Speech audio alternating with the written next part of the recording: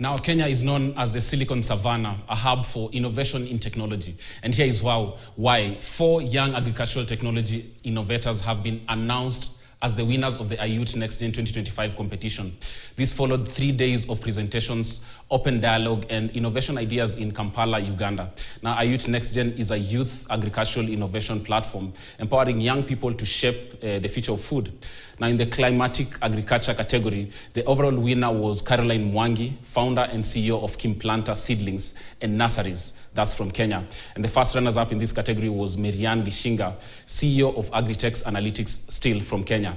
In the access to finance and markets category, the overall winner was Nana Opuku, CEO of Grow For Me from Ghana. And the first runners-up was Riches Atai, a CEO of Wichan Farm from Nigeria.